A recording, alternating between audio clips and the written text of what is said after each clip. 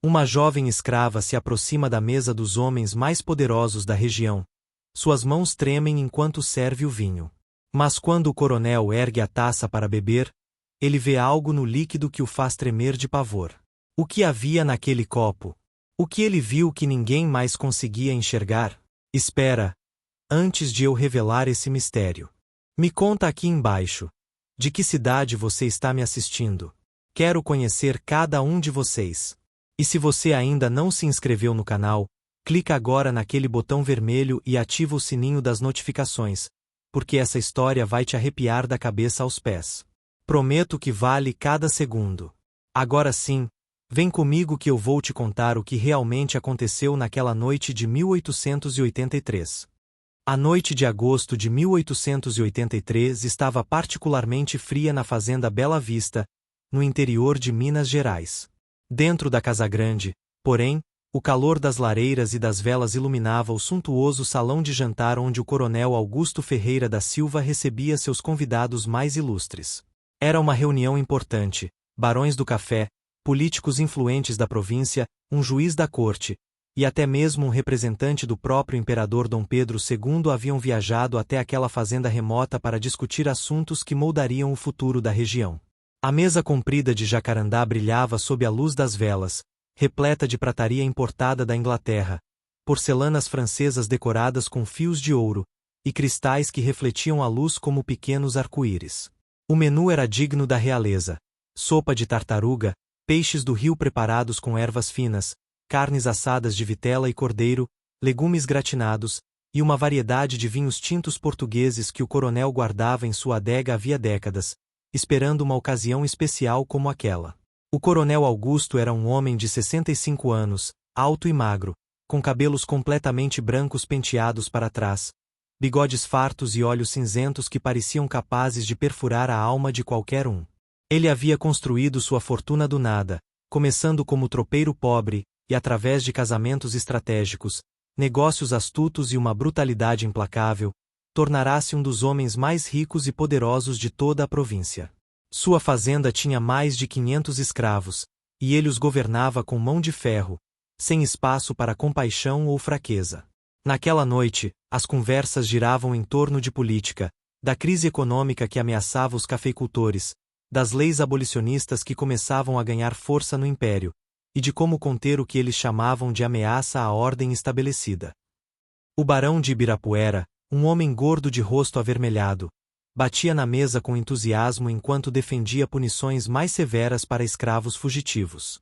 O juiz concordava, citando precedentes legais que favoreciam os senhores de terra. O ambiente era de camaradagem entre homens que compartilhavam os mesmos interesses e privilégios. Servindo aquela mesa estava Luísa, uma jovem escrava de apenas 18 anos. Ela era diferente das outras, sua pele era mais clara, herança de um pai branco que nunca a reconheceu, seus olhos eram verdes como jade, e seu porte era elegante apesar das roupas simples e surradas que usava. Luísa havia sido treinada desde menina para servir na casa grande, aprenderá as regras rígidas da etiqueta, sabia como segurar as travessas, como servir o vinho na taça sem derramar uma gota, como mover-se silenciosamente pelo salão como se fosse invisível. Mas naquela noite, ela carregava consigo algo além das bandejas de comida. Carregava um segredo terrível, uma decisão que pesava em seu coração como chumbo, e um medo que fazia suas mãos tremerem imperceptivelmente enquanto trabalhava. 3 dias antes daquele jantar fatídico, algo havia acontecido que mudará completamente a vida de Luísa. Seu irmão mais novo, Miguel, um rapaz de apenas 15 anos, forte e trabalhador, havia sido acusado de roubar comida da despensa da casa grande. A acusação viera do feitor principal, um homem cruel chamado Januário, conhecido por inventar crimes para poder aplicar castigos que satisfaziam sua natureza sádica. Miguel jurava inocência, gritava que nunca havia roubado nada, mas isso não importava. A palavra de um escravo não valia nada contra a palavra de um feitor branco. O coronel Augusto, sem sequer investigar adequadamente, ordenara que Miguel fosse castigado exemplarmente. O rapaz recebeu 50 chibatadas no tronco, na frente de todos os escravos da fazenda, para que servisse de exemplo. Luísa foi forçada a assistir, assim como todos os outros. Ela viu o corpo de seu irmão se contorcer de dor, ouviu seus gritos que aos poucos foram ficando mais fracos, viu o sangue escorrer pelas costas abertas, tingindo o chão de terra de vermelho. Quando finalmente o tiraram do tronco, Miguel estava mais morto do que vivo. Luísa cuidou dele durante 2 dias e 2 noites, lavando suas feridas com água e ervas, tentando baixar a febre que consumia seu corpo pequeno, rezando para todos os santos que conhecia. Mas na manhã do 3º dia, Miguel parou de respirar. Morreu nos braços da irmã, sussurrando com suas últimas forças que não tinha roubado nada, que era inocente, que queria apenas viver. Luísa segurou o corpo frio de seu irmão e algo dentro dela morreu também. A esperança, a resignação, a aceitação passiva do destino cruel que lhes fora imposto. No velório simples na senzala, enquanto outras mulheres choravam e rezavam, Luísa permaneceu em silêncio, os olhos secos, o rosto de pedra. Mas por dentro, uma tempestade violenta se formava. Raiva, ódio, desejo de vingança. Sentimentos que ela nunca soubera que era capaz de sentir com tanta intensidade. Foi então que uma mulher mais velha, tia Benedita, conhecida por seus conhecimentos de ervas e mesinhas, aproximou-se dela no escuro da noite. Eu sei o que você está sentindo, menina, sussurrou a velha, sua voz rouca e baixa. Eu também perdi filho nas mãos desse homem maldito. Perdi 3. Mas nunca tive coragem de fazer o que você está pensando em fazer. Luísa olhou para ela, assustada. Como aquela mulher sabia o que passava por sua mente? Tia Benedita segurou sua mão com força. Eu posso te dar algo, se você realmente quer seguir esse caminho. Mas saiba que não tem volta. Sua alma vai ficar marcada para sempre. E se descobrirem, sua morte vai ser pior do que qualquer coisa que você possa imaginar. Luísa não hesitou nem por um segundo. Me dê, ela disse, sua voz fria como gelo. Eu não tenho mais nada a perder. Miguel era tudo que eu tinha nesse mundo. Tia Benedita levou Luísa para sua pequena cabana nos fundos da senzala, um lugar escuro e cheio de potes, raízes secas penduradas no teto, e odores fortes de plantas e ervas. A velha remexeu em seus pertences com mãos trêmulas, até encontrar um pequeno frasco de vidro escuro, não maior que um dedo polegar. Dentro dele havia um líquido espesso, de cor âmbar, que parecia brilhar fracamente à luz da vela. Isso aqui vem de uma planta que só cresce nas partes mais profundas da mata, explicou tia Benedita, sua voz carregada de um misto de medo e reverência. Os índios velhos conheciam. Chamam de lágrima da serpente. Poucas gotas desse veneno são suficientes para matar um homem crescido. A morte não vem rápido. Não. Demora algumas horas. Primeiro vem a dor na barriga, depois a febre, depois o corpo todo começa a tremer. No fim, o coração para. E não tem cura, menina. Uma vez que entra no corpo, não tem remédio que salve. Luísa pegou o frasco com mãos firmes, apesar do medo que sentia. Como eu uso? Ela perguntou. Tia Benedita suspirou profundamente. 3 gotas no vinho, na comida, em qualquer líquido. Não tem cheiro, não tem gosto forte. Se mistura bem. Mas Luísa, escuta o que eu vou te dizer. Se você fizer isso, você não pode fraquejar. Não pode demonstrar nada. Tem que servir o veneno e sair como se nada tivesse acontecido. E depois, quando ele começar a passar mal, você tem que fingir surpresa, fingir preocupação, fingir que não sabe de nada. Você consegue fazer isso? Luísa fechou a mão em volta do frasco, sentindo o vidro frio contra sua palma. Consigo, ela respondeu, e naquele momento, ela realmente acreditava que conseguiria. Sua raiva era maior que seu medo. Sua dor era mais forte que sua consciência. Seu desejo de justiça, ou seria vingança, superava qualquer outra consideração. Miguel estava morto por causa da crueldade daquele homem. Quantos outros haviam morrido? Quantos mais morreriam se nada fosse feito? Durante 2 dias, Luísa carregou o frasco escondido entre seus seios, amarrado com um pedaço de pano, sentindo o peso dele contra seu coração. Ela esperou pela oportunidade certa. E quando soube que o coronel daria aquele jantar importante, que ele beberia seu vinho mais fino, que ela seria uma das escravas escolhidas para servir à mesa, Luísa soube que era o momento. Era como se o próprio destino estivesse conspirando a seu favor. Ou seria o diabo? Naquele ponto, ela não sabia mais a diferença, e não se importava. Na noite do jantar, antes de subir para a casa grande, Luísa se ajoelhou em sua esteira na senzala e rezou. Pediu perdão a Deus pelo que estava prestes a fazer, mas também pediu que ele entendesse, que visse a injustiça, que soubesse que ela não tinha outra escolha.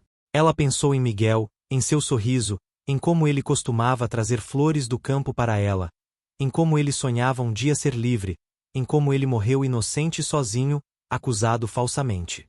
E suas últimas dúvidas se dissiparam como fumaça. Ela faria aquilo. Por Miguel. Por todos os que sofreram. Por ela mesma.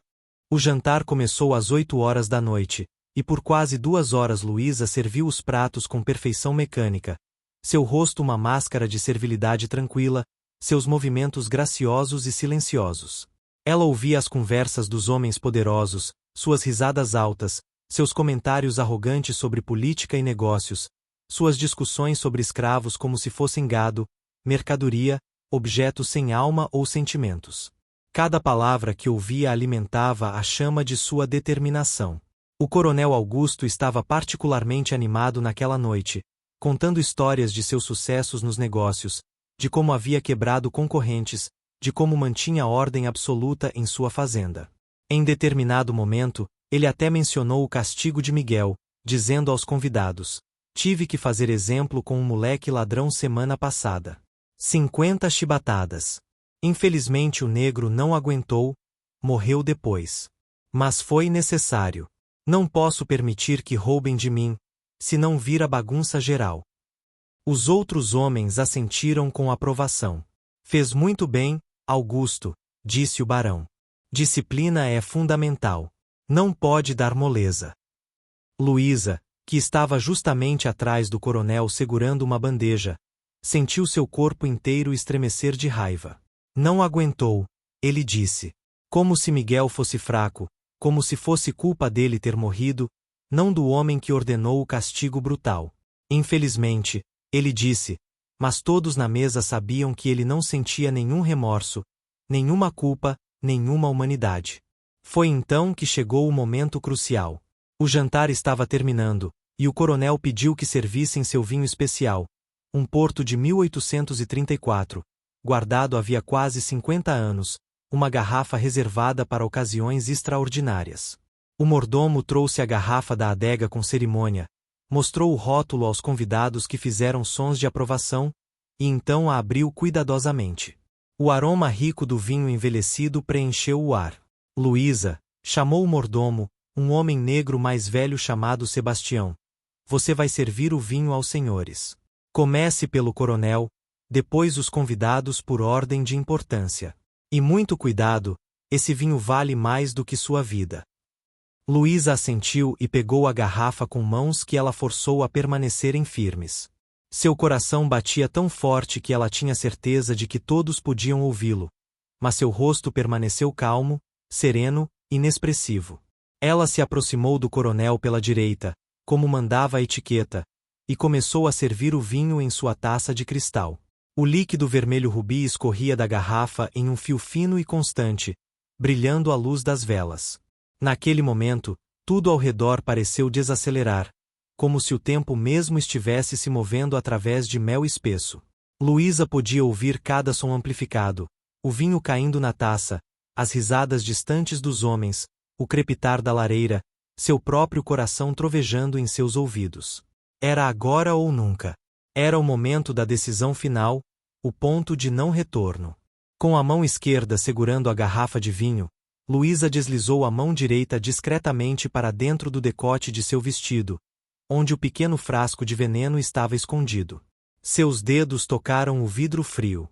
Ela começou a puxá-lo para fora, lentamente, cuidadosamente, certificando-se de que ninguém percebesse seu movimento. O frasco emergiu do esconderijo, pequeno e escuro, contendo aquele líquido âmbar que significava a morte. Mas então, algo aconteceu. Algo completamente inesperado que fez Luísa congelar no meio de seu movimento. O coronel Augusto, que até aquele momento conversava animadamente com o barão à sua direita, virou-se ligeiramente e olhou diretamente para ela. Seus olhos cinzentos encontraram os olhos verdes dela, e por uma fração de segundo, um reconhecimento estranho passou entre eles. Não era a primeira vez que o coronel olhava para Luísa, ele a conhecia desde que ela era criança. Mas havia algo diferente naquele olhar desta vez. Luísa, ele disse de repente, sua voz cortando as conversas ao redor da mesa. Todos se calaram e olharam para ela. Luísa sentiu seu sangue gelar. Ele sabia? Era possível que ele tivesse descoberto. Sua mão direita, ainda segurando o frasco dentro do vestido, tremeu ligeiramente. Sim, meu senhor. Ela respondeu, sua voz saindo mais baixa do que pretendia. O coronel a estudou por um longo momento, seus olhos percorrendo seu rosto com uma intensidade perturbadora. Então, para completo choque de Luísa, ele perguntou: Você não é irmã daquele rapaz que morreu semana passada? O que tentou roubar da despensa? O silêncio na sala ficou ainda mais denso. Luísa sentiu como se o chão estivesse se abrindo sob seus pés. Ele estava testando-a? Provocando-a? Ou era apenas curiosidade casual de um senhor sobre sua propriedade? Era, sim senhor, Luísa respondeu, cada palavra custando um esforço imenso para sair. Miguel era meu irmão. O coronel assentiu lentamente, como se estivesse processando essa informação.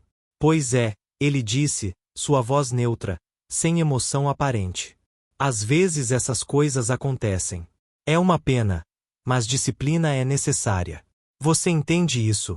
Não entende? Era uma pergunta, mas também era uma afirmação, uma imposição de seu poder, uma lembrança de que ela não tinha escolha se não concordar, se não aceitar, se não se curvar. Luísa sentiu lágrimas ameaçarem subir em seus olhos, mas ela as forçou a permanecerem onde estavam. Entendo, senhor, ela mentiu, as palavras saindo como cinzas de sua boca. O coronel pareceu satisfeito com sua resposta e virou-se de volta para seus convidados. Continue servindo o vinho, ele ordenou, já perdendo o interesse nela. E foi nesse momento, quando ele virou o rosto, quando sua atenção se desviou, que Luísa tomou sua decisão final. Com movimentos rápidos e precisos, nascidos de desespero e determinação, ela puxou o frasco completamente para fora, desenroscou a tampa minúscula com uma mão enquanto a outra continuava segurando a garrafa de vinho. Seu coração batia tão forte que ela podia sentir pulsos em suas têmporas. 3 gotas, tia Benedita havia dito. Apenas 3 gotas. Ela inclinou o frasco sobre a taça do coronel, onde o vinho vermelho já estava servido até a metade. Uma gota caiu, depois outra, depois uma terceira. Elas desapareceram no líquido escuro sem deixar rastro, sem alterar a cor, sem produzir nenhum sinal visível de sua presença mortal. Luísa rapidamente escondeu o frasco de volta no vestido, terminou de encher a taça do coronel, e então começou a se afastar para servir os outros convidados. Seus movimentos eram automatos, sua mente estava entorpecida pelo que acabará de fazer. Ela havia realmente feito aquilo. Havia envenenado o homem mais poderoso da região. Em poucas horas, ele estaria morto. E ela seria... o quê? Uma assassina? Uma vingadora? Uma justiceira? Ou apenas mais uma vítima de um sistema cruel que transformava pessoas em monstros? Foi quando ela estava servindo o barão de Ibirapuera que ouviu a voz do coronel novamente. Antes de beber, deixem-me fazer um brinde, ele anunciou, levantando sua taça envenenada. Todos os outros fizeram o mesmo. Luísa parou onde estava, a garrafa pesada em suas mãos, assistindo como em câmera lenta o coronel erguer aquele copo de cristal cheio de morte para a altura de seus olhos. E foi então que ela viu. E o coronel também viu. E tudo mudou. O coronel Augusto segurou a taça de cristal contra a luz das velas, como conhecedores de vinho costumam fazer, observando a cor, a claridade, a textura do líquido. Era um ritual que ele apreciava, parte da cerimônia de saborear um vinho raro e valioso. Mas quando ele olhou através do vinho vermelho translúcido, Algo em sua superfície chamou sua atenção. Algo que não deveria estar ali. Por um momento, ele pensou que fossem apenas reflexos das velas, truques da luz brincando com o cristal e o líquido. Mas então ele viu mais claramente, e seu rosto, que um segundo antes estava relaxado e satisfeito, transformou-se em uma máscara de confusão, e depois, de algo próximo ao horror. Dentro do vinho, refletida na superfície do líquido como em um espelho escuro, estava uma imagem. Não um reflexo normal, não era seu próprio rosto nem o teto do salão. Era algo completamente diferente, impossível, sobrenatural. Era o rosto de um jovem negro, os olhos arregalados em agonia, a boca aberta em um grito silencioso. O coronel piscou, balançou a cabeça, olhou novamente. A imagem continuava ali, ainda mais nítida agora. Era o rapaz, aquele que havia morrido na semana anterior. Miguel. Seu rosto parecia flutuar no vinho como um fantasma, acusatório, angustiado, demandando algo que o coronel não conseguia compreender completamente. Que diabos? O coronel murmurou, sua voz falhando. A mão que segurava a taça começou a tremer ligeiramente. Os convidados ao redor da mesa notaram sua mudança de expressão e ficaram em silêncio, esperando, confusos. Augusto, perguntou o barão. Algo errado com o vinho? Mas o coronel não respondeu. Ele estava hipnotizado, preso àquela visão impossível que só ele parecia capaz de ver. Luísa, parada a poucos passos de distância, observava a cena com seu próprio coração paralisado. Ela via a perturbação no rosto do coronel, via suas mãos trêmulas, via o suor que começava a se formar em sua testa. O que estava acontecendo?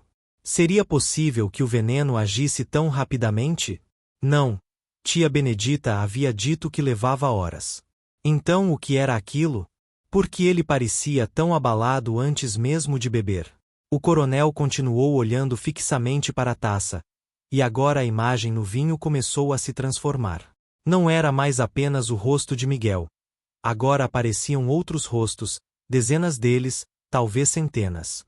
Rostos de homens, mulheres, crianças, todos negros, todos marcados por sofrimento, todos olhando diretamente para ele com olhos que queimavam de acusação e dor. Eram todos os escravos que haviam morrido sob seu comando ao longo dos anos. Eram as almas que ele havia destruído em sua busca implacável por riqueza e poder. E não eram apenas rostos. O vinho parecia se mover, se transformar em algo mais denso e escuro. Vermelho demais. Vermelho como sangue. O líquido na taça começou a parecer mais espesso, mais viscoso, e o coronel teve a impressão perturbadora de que não era vinho que ele estava segurando, mas sangue. O sangue de todas aquelas pessoas, derramado ao longo de décadas de brutalidade e exploração. Suas mãos tremeram mais violentamente agora, e algumas gotas do líquido escorreram pela lateral da taça. Os convidados começaram a se agitar, desconfortáveis com o silêncio estranho e a expressão perturbada do anfitrião. Coronel, disse o juiz com preocupação, o senhor está bem? Está pálido. E de fato, o coronel Augusto havia perdido toda a cor do rosto. Seus lábios estavam esbranquiçados, seus olhos arregalados fixos na taça como se ela contivesse a própria visão do inferno. Gotas de suor escorriam por suas têmporas. Eu vejo. Ele começou a dizer, sua voz rouca e trêmula, eu vejo rostos, no vinho, tantos rostos. Os homens ao redor da mesa trocaram olhares preocupados. Alguns pensaram que o coronel estivesse tendo algum tipo de ataque, talvez um derrame.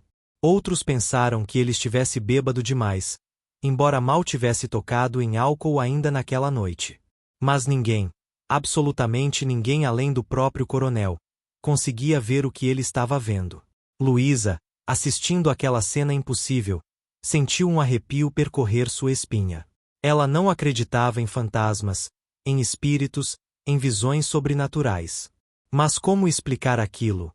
Como explicar a transformação súbita do homem mais poderoso e confiante que ela conhecia em alguém visivelmente aterrorizado?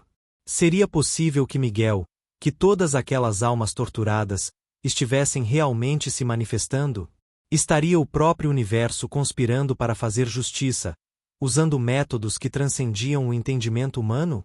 O coronel começou a respirar com dificuldade, quase hiperventilando. A taça tremia tanto em sua mão que mais vinho escorreu, manchando a toalha de linho branco. E então, em um momento de clareza aterrorizante, ele entendeu. Entendeu que aquela não era apenas uma visão aleatória, não era um delírio causado por vinho estragado ou imaginação excitada. Era uma mensagem. Era um julgamento. Era o peso de todos os seus crimes sendo colocados diante dele de uma forma que não podia negar ou ignorar. E a taça em sua mão, aquele copo de cristal cheio de líquido vermelho escuro, tornará-se o espelho de sua própria alma corrompida. O coronel Augusto abaixou lentamente a taça, colocando-a de volta sobre a mesa com mãos que tremiam incontrolavelmente. Mas mesmo afastando-a de seus olhos, as imagens continuavam em sua mente, gravadas como ferro em brasa. Ele fechou os olhos com força, tentando afastar as visões, mas elas apenas ficaram mais intensas no escuro de suas pálpebras fechadas. Centenas de rostos, milhares de olhos acusadores, um coro silencioso de condenação que ele não conseguia silenciar. Água, ele conseguiu dizer, sua voz saindo estrangulada. Tragam-me água. Luísa, ainda paralisada em seu lugar, foi sacudida de seu transe pela ordem. Ela rapidamente encheu um copo com água de uma jarra próxima e levou até o coronel. Quando suas mãos tocaram as dele ao entregar o copo, ela sentiu como elas estavam geladas e úmidas de suor. Os olhos dele encontraram os dela por um segundo, e Luísa viu neles algo que nunca esperou ver: medo genuíno, vulnerabilidade, confusão. O coronel bebeu a água em grandes goles, derramando metade pelo queixo em sua pressa. Os convidados o observavam com crescente preocupação e desconforto. O barão de Ibirapuera se levantou de sua cadeira. Augusto, meu amigo, você precisa de um médico? Devo mandar chamar alguém? O coronel balançou a cabeça violentamente, ainda tentando recuperar o controle de si mesmo, mas era como tentar segurar a água entre os dedos. Não, não é necessário, ele conseguiu dizer, limpando o suor da testa com um lenço que tirou do bolso. Eu vi. Ele parou, percebendo o quão louco soaria se tentasse explicar o que havia visto. Como poderia dizer a esses homens racionais e práticos que vira fantasmas no vinho? Que as almas dos escravos mortos haviam se manifestado para ele. Eles pensariam que ele estava perdendo a sanidade, e em uma sociedade onde reputação e poder eram tudo, demonstrar fraqueza mental seria fatal. Mas as visões não paravam. Mesmo com os olhos abertos, olhando para a sala real ao seu redor, o coronel começou a ver sobreposições fantasmagóricas. Ele olhou para o mordomo Sebastião, parado próximo à porta, e por um momento viu também o fantasma transparente de um homem jovem ao lado dele. O filho de Sebastião, que havia morrido aos 12 anos de febre depois de trabalhar sob chuva forte sem permissão para parar. Ele olhou para outra escrava que carregava uma bandeja, e viu ao lado dela a imagem etérea de um bebê. A filha que ela havia dado à luz e que fora vendida quando tinha apenas 6 meses de idade. E quando seus olhos voltaram para Luísa, ele viu atrás dela o espírito claro de um rapaz jovem, com o rosto desfigurado pelo sofrimento, as costas abertas em feridas sangrentas. Miguel, o irmão dela. O rapaz que ele havia mandado açoitar até a morte apenas uma semana atrás por um crime que possivelmente nem havia cometido. O espírito parecia olhar diretamente para o coronel, e em seus olhos havia não apenas acusação, mas também uma pergunta silenciosa. Por quê? O coronel sentiu algo se romper dentro de seu peito. Talvez fosse sua consciência há muito enterrada sob camadas de racionalização e crueldade. Talvez fosse simplesmente o acúmulo de culpa que ele vinha ignorando por décadas finalmente explodindo à superfície. Ele levantou-se bruscamente da cadeira, fazendo-a cair para trás com um estrondo que sobressaltou todos na sala. Seus olhos estavam arregalados, seu rosto contorcido em uma expressão de angústia profunda. Eu vi o que fiz, ele disse de repente, sua voz alta e cheia de emoção, tão diferente de seu tom habitualmente controlado que todos ficaram chocados. Eu vi todos eles. Todos os que morreram. Todos os que sofreram. Meu Deus, quantos foram? Quantas vidas eu destruí? Ele cambaleou, segurando-se na borda da mesa para não cair. O juiz e o barão se levantaram, tentando alcançá-lo, pensando que ele estava tendo algum tipo de colapso nervoso. Augusto, sente-se, por favor, implorou o barão, genuinamente alarmado. Você não está bem. Precisa descansar. Mas o coronel se afastou dele, quase tropeçando em sua própria cadeira caída. Ele olhou ao redor do salão como se estivesse vendo pela primeira vez, como se cada objeto, cada sombra, cada canto escondesse mais fantasmas, mais acusações, mais evidências de seus crimes. Aquele rapaz, o coronel disse, apontando tremulamente para onde Luísa estava, ele não roubou nada. Roubou? O irmão dela. Miguel. Ele era inocente, não era? Sua voz tinha uma nota de desespero, de súplica, como se estivesse pedindo a alguém que negasse a terrível verdade que ele agora percebia. Luísa ficou paralisada, sem saber o que dizer. Todos os olhos da sala estavam sobre ela agora. Foi o mordomo Sebastião quem respondeu, sua voz velha e cansada quebrando o silêncio tenso. O senhor nunca perguntou se ele era inocente ou não, coronel. O senhor apenas ordenou o castigo. As palavras eram simples, factuais, sem julgamento aparente, mas cortaram o coronel como lâminas afiadas. Porque era verdade. Ele nunca havia investigado, nunca havia perguntado, nunca havia se importado com a verdade. A palavra do feitor era suficiente, e a vida de um escravo não valia o tempo de uma investigação. O coronel levou as mãos ao rosto, e para choque e horror de todos os presentes, começou a soluçar. Lágrimas escorreram entre seus dedos, seu corpo inteiro tremendo com a força das emoções que ele não conseguia mais conter. Ali estava o homem mais poderoso da região, reduzido a um estado de colapso emocional completo, chorando abertamente na frente de seus convidados e seus escravos. Era uma cena tão sem precedentes, tão incompreensível, que ninguém sabia como reagir. Tantos anos, ele murmurou entre soluços, tantos anos construindo esta fortuna sobre os ossos de gente inocente. E eu nunca parei para pensar. Nunca olhei de verdade. Tratei pessoas como se fossem animais, menos que animais.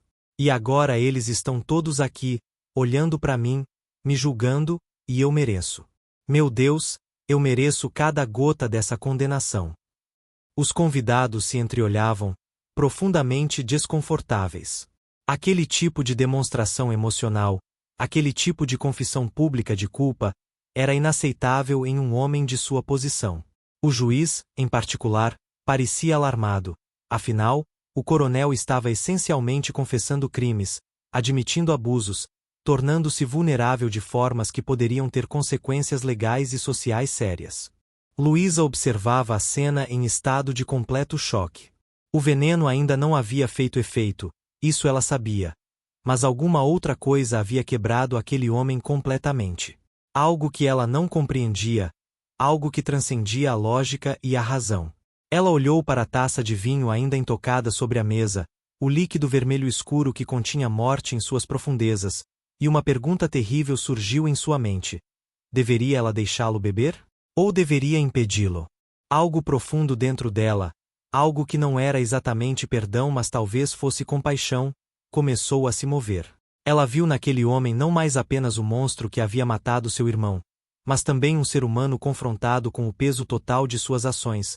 Alguém que, talvez pela primeira vez em sua vida, estava realmente enxergando a monstruosidade do que havia feito. E Luísa percebeu que a morte seria uma fuga muito fácil. Viver com aquela consciência, com aquele peso, seria um castigo muito maior. O coronel, ainda tremendo, virou-se para Luísa. Ele caminhou até ela com passos incertos, e para espanto absoluto de todos na sala, ajoelhou-se diante dela. Um coronel, um senhor de escravos, o homem mais poderoso da região, ajoelhado aos pés de uma jovem escrava. A sala explodiu em murmúrios chocados. O barão tentou puxá-lo de pé. Augusto, pelo amor de Deus, o que você está fazendo? Levante-se! Mas o coronel ignorou-o completamente. Ele olhou para cima, para o rosto de Luísa, e ela viu em seus olhos algo que nunca esperou ver. Remorso genuíno, dor profunda, e uma súplica desesperada. Perdoe-me, ele sussurrou, sua voz quebrada. Eu matei seu irmão. Matei um rapaz inocente. E não foi o primeiro, nem seria o último. Perdoe-me, se puder. Embora eu saiba que não mereço perdão. Luísa sentiu lágrimas encherem seus próprios olhos. Ela olhou para aquele homem ajoelhado a seus pés, o homem que ela havia planejado matar apenas minutos atrás, e sentiu uma confusão de emoções tão intensa que mal podia respirar. Raiva ainda estava lá. Sim. A dor pela morte de Miguel ainda ardia como fogo em seu peito. Mas havia também algo mais, uma percepção de que vingança e justiça não eram a mesma coisa, que tirar uma vida não traria a outra de volta, que o ciclo de violência não tinha fim a menos que alguém escolhesse quebrá-lo. Eu não sei se posso perdoar o senhor, Luísa disse finalmente, sua voz tremendo mas clara. Meu irmão está morto. Nada vai trazê-lo de volta. Mas... Ela hesitou, procurando as palavras certas, mas talvez o senhor possa honrar a memória dele fazendo diferente daqui para frente. Talvez o senhor possa parar de causar mais sofrimento. O coronel assentiu vigorosamente, ainda ajoelhado, lágrimas escorrendo por seu rosto envelhecido. Sim, ele disse, sua voz ganhando uma nota de determinação através da emoção. Sim, eu vou mudar. Vou libertar todos. Vou dar terras. Vou compensar o que fiz, mesmo que leve o resto da minha vida e eu nunca consiga apagar o mal que causei. Ele olhou ao redor para seus convidados chocados. Vocês são testemunhas. Amanhã mesmo começo. Todos os escravos desta fazenda serão libertos. O barão explodiu. Você enlouqueceu completamente. Você vai se arruinar. Vai virar chacota da região. Mas o coronel balançou a cabeça. Melhor ser pobre e ter consciência limpa do que rico e condenado. Eu vi, vocês não viram, mas eu vi. Vi o que realmente sou, o que me tornei. E não posso continuar sendo isso. Luísa, em um impulso que ela mesma não compreendeu completamente, estendeu a mão e tocou o ombro do coronel. Foi um gesto pequeno, simples, mas carregado de significado, o primeiro toque voluntário, não de subserviência mas de algo próximo à compreensão, entre senhor e escrava naquela casa. E então ela tomou sua decisão final. Ela se moveu rapidamente até a mesa, pegou a taça de vinho envenenada, e antes que alguém pudesse impedi-la, virou o conteúdo no chão. O líquido vermelho se espalhou pela madeira polida, formando uma poça escura que refletia a luz das velas. Luísa olhou para aquilo e sentiu como se estivesse vendo o sangue que não seria derramado, a violência que não seria perpetuada, o ciclo que estava sendo quebrado.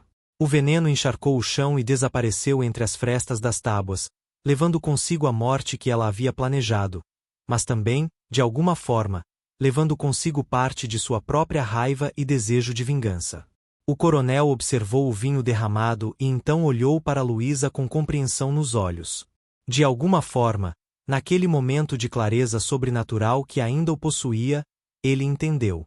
Entendeu que havia algo naquele vinho além do álcool, algo que ela havia colocado ali, algo que teria terminado sua vida. E entendeu também que ela havia escolhido salvá-lo, não por ele merecer salvação, mas porque ela havia escolhido ser maior que sua dor, mais forte que sua raiva. Obrigado, ele sussurrou para ela, e era impossível dizer se ele agradecia por ter sido poupado ou por ter sido confrontado com a verdade de uma forma que não podia ignorar. Talvez fosse as duas coisas. Talvez, naquele momento extraordinário, morte e vida, condenação e redenção, tivessem se entrelaçado de formas que desafiavam compreensão simples. Naquela noite, o jantar terminou em completo caos. Os convidados do coronel saíram apressadamente, alguns chocados, outros indignados, todos profundamente desconfortáveis com o que haviam testemunhado. Eles falaram entre si sobre como o coronel Augusto havia obviamente perdido a sanidade, como era uma tragédia ver um homem tão poderoso reduzido àquele estado, como seria necessário possivelmente intervir para protegê-lo de suas próprias decisões irracionais. Mas o coronel não voltou atrás em sua palavra. Na manhã seguinte, ainda abalado mas determinado, ele convocou todos os escravos da fazenda no pátio principal. Eram mais de 500 homens, mulheres e crianças, todos reunidos com expressões de medo e confusão, sem saber por que haviam sido chamados. Muitos temiam algum castigo coletivo, alguma demonstração de poder do Senhor. O coronel subiu em uma plataforma de madeira onde normalmente eram feitos leilões de gado, e olhou para aquele mar de rostos negros. E novamente, como na noite anterior, ele viu não apenas pessoas, mas também os fantasmas. Todos aqueles que haviam morrido sob seu comando, espíritos etéreos misturados com os vivos, observando, esperando. A visão o aterrorizava e fortalecia ao mesmo tempo. Era um lembrete constante do que ele havia sido e do que precisava se tornar. Vocês são livres, ele anunciou, sua voz ecoando pelo pátio silencioso. A partir deste momento, todos vocês são livres. Eu vou dar carta de alforria para cada um. E mais do que isso, vou dividir parte das terras desta fazenda. Aqueles que quiserem ficar e trabalhar, trabalharão como assalariados, com pagamento justo. Aqueles que quiserem ir embora, irão com minha bênção e algum dinheiro para começar nova vida. O silêncio que seguiu foi ensurdecedor. Ninguém conseguia acreditar no que estava ouvindo. Sebastião, o mordomo velho, foi o primeiro a falar. O senhor está falando sério? Sua voz tremia de emoção. O coronel assentiu. Completamente sério. Passem na Casa Grande hoje mesmo. Começarei a preparar os documentos. Foi então que a realidade do que estava acontecendo finalmente penetrou nas mentes daquelas pessoas, e o pátio explodiu em lágrimas, gritos de alegria, abraços, orações de agradecimento. Luísa estava entre a multidão, e ela também chorava. Mas suas lágrimas eram complexas, misturando alívio, alegria pela liberdade conquistada, e uma tristeza profunda porque Miguel não estava ali para vivê-la. Ela sentiu uma mão em seu ombro e virou-se para ver tia Benedita. A velha olhava para ela com olhos penetrantes que pareciam ver através da alma. Você não usou o veneno, a velha disse baixinho, não era uma pergunta mas uma afirmação. Luísa balançou a cabeça. Eu ia usar. Já tinha colocado. Mas então, aconteceu algo. Algo que eu não consigo explicar. Ele viu alguma coisa naquele vinho, alguma coisa que o transformou completamente. Tia Benedita assentiu lentamente, um sorriso misterioso nos lábios enrugados. Os espíritos trabalham de formas que não entendemos, menina. Às vezes a justiça vem não através da morte, mas através da transformação. Nos meses que se seguiram, a história do que aconteceu na fazenda Bela Vista se espalhou por toda a região. Alguns diziam que o coronel Augusto havia enlouquecido completamente. Outros, especialmente entre a população escravizada e liberta, contavam uma história diferente. A história de uma visão sobrenatural, de fantasmas que apareceram em uma taça de vinho, de um homem confrontado com seus crimes de forma tão visceral que não teve escolha senão mudar. O coronel cumpriu sua promessa. Todos os escravos foram libertos, documentos foram registrados legalmente apesar da oposição de outros fazendeiros. Terras foram distribuídas. Salários foram pagos. A produtividade da fazenda caiu inicialmente, é verdade, mas com o tempo se estabilizou com trabalhadores livres e motivados. E o coronel, embora nunca mais fosse o mesmo homem confiante e implacável de antes, encontrou algo que nunca soubera que lhe faltava: paz de consciência. Luísa escolheu ficar na fazenda, mas não como escrava, como professora. O coronel construiu uma escola pequena onde ela ensinava as crianças, tanto negras quanto brancas da região, a ler e escrever. Era seu jeito de honrar Miguel, de garantir que outras crianças teriam oportunidades que seu irmão nunca teve. E em sua primeira aula, ela contou aos alunos a história de um rapaz corajoso chamado Miguel, que morreu muito jovem mas cujo espírito ajudou a mudar o destino de centenas de pessoas. Quanto ao que realmente aconteceu naquela noite, se foram os espíritos dos mortos se manifestando, se foi algum truque da luz e do vinho, se foi a própria consciência do coronel finalmente alcançando-o através de um colapso psicológico, ou se foi a combinação misteriosa de veneno não bebido e justiça divina, ninguém nunca soube com certeza. Mas para Luísa, a verdade exata não importava tanto quanto o resultado. Ela havia entrado naquele salão de jantar carregando morte em suas mãos, determinada a tirar uma vida em pagamento por outra. Mas saiu carregando algo diferente, a compreensão de que às vezes a verdadeira justiça não vem através de vingança, mas através de transformação. Que fazer um homem enfrentar seus crimes e viver mudado pode ser mais poderoso do que simplesmente apagá-lo da existência. E que o amor de um irmão, mesmo depois da morte, pode ser uma força que muda o mundo de formas misteriosas e inesperadas. Anos depois, quando Luísa era já uma mulher mais velha, ela às vezes se pegava olhando para taças de vinho em ocasiões especiais, perguntando-se se veria algo nos reflexos do líquido vermelho. Mas nunca viu. As visões eram apenas para aqueles que precisavam delas, para aqueles cujas almas precisavam ser sacudidas acordadas. Para ela, a lembrança daquela noite extraordinária era suficiente, a noite em que um copo de vinho se tornou um espelho da alma, a noite em que a morte planejada se transformou em vida renovada, a noite em que ela aprendeu que a coragem não está apenas em tomar vidas, mas também em poupá-las. E Miguel? Luísa gostava de pensar que o espírito de seu irmão estava em paz agora, sabendo que sua morte não havia sido em vão, que havia catalisado uma mudança que libertou centenas de pessoas e transformou um tirano em alguém capaz de redenção. Era uma pequena consolação para uma perda tão grande, mas era algo. E naqueles tempos escuros e difíceis, às vezes era tudo o que se podia esperar, que o sofrimento não fosse completamente sem sentido, que até das trevas mais profundas pudesse brotar alguma luz, e que o amor fosse mais forte, no final, do que o ódio.